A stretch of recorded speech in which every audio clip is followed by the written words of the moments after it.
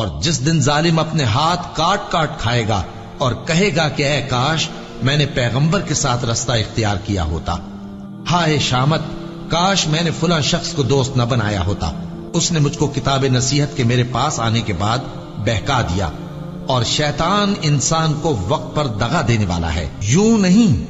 جب زمین کوٹ کوٹ کر برابر کر دی جائے گی اور تمہارا پروردگار جلوہ فرما ہوگا اور فرشتے قطار در قطار آ جائیں گے اور دوزخ اس دن سامنے لائی جائے گی، تو انسان اس دن سوچے گا،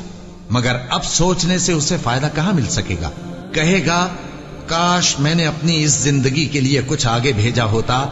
تو اس دن نہ کوئی اللہ کے عذاب کی طرح کا عذاب دے گا اور نہ کوئی اس کے جکڑنے کی طرح جکڑے گا۔ جس دن ان کے چہرے آگ میں الٹ پلٹ کیے جائیں گے تو کہیں گے اے کاش ہم اللہ کی فرما برداری کرتے اور رسول صلی اللہ علیہ وآلہ وسلم کا حکم مانتے۔ اور جس کا نامہ اعمال اس کے بائیں ہاتھ میں دیا جائے گا تو وہ کہے گا اے کاش مجھ کو میرا اعمال نامہ نہ دیا جاتا اور مجھے معلوم نہ ہوتا کہ میرا حساب کیا ہے۔ اے کاش موت میرا کام تمام کر چکی ہوتی، آج میرا مال میرے کچھ بھی کام نہ آیا، مجھ سے میرا اقتدار جاتا رہا۔ حکم ہوگا کہ اسے پکڑ لو، اب اسے طوق پہنا دو، پھر دوزخ کی آگ میں اسے جھونک دو، پھر زنجیر سے جس کی لمبائی 70 گز ہے جکڑ دو، اور ان سے دنیا کی زندگی کی مثال بھی بیان کر دو کہ وہ ایسی ہے جیسے پانی جسے ہم نے آسمان سے برسایا تو اس کے ساتھ زمین کی پیداوار مل کر نکلی، پھر وہ چورا چورا ہو گئی کہ ہوائیں اسے اڑاتی پھرتی ہیں،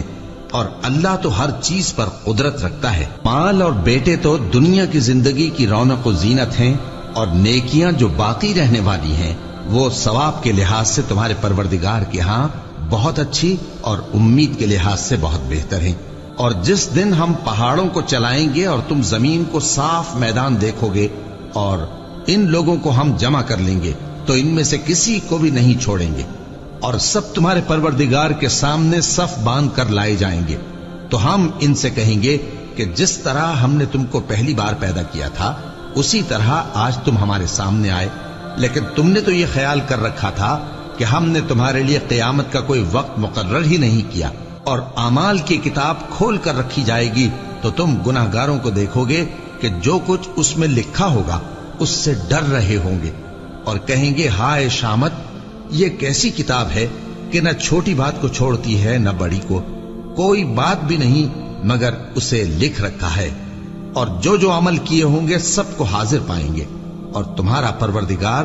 کس رہیں گے، یہاں تک کہ جب ان میں سے کسی کے پاس موت آ جائے گی تو کہے گا کہ اے پروردگار مجھے پھر دنیا میں واپس بھیج دے تاکہ میں اس میں جسے چھوڑ آیا ہوں نیک کام کیا کروں۔ ہرگز نہیں، یہ ایک ایسی بات ہے کہ وہ اسے زبان سے کہہ رہا ہوگا اور اس کے ساتھ عمل نہیں ہوگا، اور ان کے پیچھے برزخ ہے جہاں وہ اس دن تک کہ دوبارہ اٹھائے جائیں گے رہیں گے، پھر جب سور پھونکا جائے گا تو نہ تو ان میں قرابتیں رہیں گی اور نہ ایک دوسرے کو پوچھیں گے، تو جن کے اعمال کے بوجھ بھاری ہوں گے تو وہی کامیاب ہیں، اور جن کے بوجھ ہلکے ہوں گے وہ لوگ ہیں جنہوں نے اپنے آپ کو خسارے میں ڈالا، ہمیشہ دوزخ میں رہیں گے۔ آگ ان کے چہروں کو جھلس دے گی اور وہ اس میں بد شکل ہو رہے ہوں گے، کیا تم کو میری آیتیں پڑھ کر نہیں سنائی جاتی تھیں؟ پھر تم تو ان کو جھٹلائے ہی جاتے تھے۔ وہ کہیں گے اے ہمارے پروردگار ہم پر ہماری کمبختی غالب آ گئی اور ہم رستے سے بھٹک گئے، اے پروردگار ہم کو اس میں سے نکال دے، اگر ہم پھر ایسے کام کریں تو ظالم ہوں گے۔ فرمائے گا کہ اسی میں ذلت کے ساتھ پڑے رہو اور مجھ سے بات نہ کرو۔ میرے بندوں میں ایک گروہ تھا جو دعا کیا کرتا تھا کہ اے ہمارے پروردگار ہم ایمان لائے تو تو ہم کو بخش دے اور ہم پر رحم فرما، اور تو سب سے بہتر رحم کرنے والا ہے۔ تو تم ان سے تمسخر کرتے رہے یہاں تک کہ ان کے پیچھے میری یاد بھی بھول گئے، اور تم ہمیشہ ان سے ہنسی کیا کرتے تھے۔ آج میں نے ان کو ان کے صبر کا بدلہ دیا کہ وہی کامیاب ہو گئے۔ اللہ پوچھے گا کہ تم زمین میں کتنے برس رہے؟ وہ کہیں گے کہ ہم 1 روز یا 1 روز سے بھی کم رہے تھے، شمار کرنے والوں سے پوچھ لیجئے۔ اللہ فرمائے گا کہ وہاں تم بہت ہی کم رہے، کاش تم جانتے ہوتے۔ کیا تم یہ خیال کرتے ہو کہ ہم نے تم کو بے مقصد پیدا کیا ہے اور یہ کہ تم ہماری طرف لوٹ کر نہیں آؤ گے؟ تو اللہ جو سچا بادشاہ ہے اس کی شان اس سے اونچی ہے، اس کے سوا کوئی معبود نہیں، وہی عرش کریم کا مالک ہے۔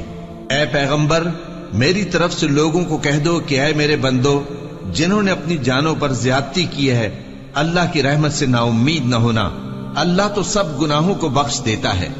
بے شک وہی تو ہے بڑا بخشنے والا، بڑا مہربان۔ اور اس سے پہلے کہ تم پر عذاب آ واقع ہو، اپنے پروردگار کی طرف رجوع کرو اور اس کے فرما بردار ہو جاؤ، ورنہ بعد میں تم کو مدد نہیں ملے گی۔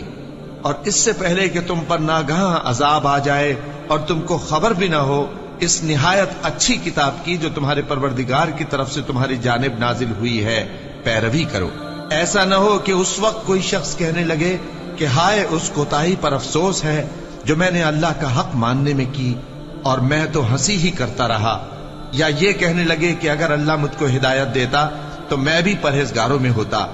یا جب عذاب دیکھ لے تو کہنے لگے کہ اگر مجھے پھر ایک دفعہ دنیا میں جانا ہو تو میں نیکوکاروں میں ہو جاؤں۔ ارشاد ہوگا کیوں نہیں، میری آیتیں تیرے پاس پہنچ گئی تھی مگر تو نے ان کو جھٹلایا اور شیخی میں آ گیا اور تو کافر بن گیا۔ اور اے مخاطب، جن لوگوں نے اللہ پر جھوٹ بولا تم قیامت کے دن دیکھو گے کہ ان کے چہرے سیاہ ہو رہے ہوں گے، کیا تکبر کرنے والوں کا ٹھکانہ دوزخ میں نہیں ہے؟ اور جو پرہیزگار ہیں ان کی کامیابی کے سبب اللہ ان کو نجات دے گا، نہ تو ان کو کوئی تکلیف پہنچے گی اور نہ وہ غمناک ہوں گے۔ اللہ ہی ہر چیز کا پیدا کرنے والا ہے اور وہی ہر چیز کا نگراں ہے، اسی کے پاس آسمانوں اور زمین کی کنجیاں ہیں، اور جنہوں نے اللہ کی آیتوں سے کفر کیا وہی نقصان اٹھانے والے ہیں۔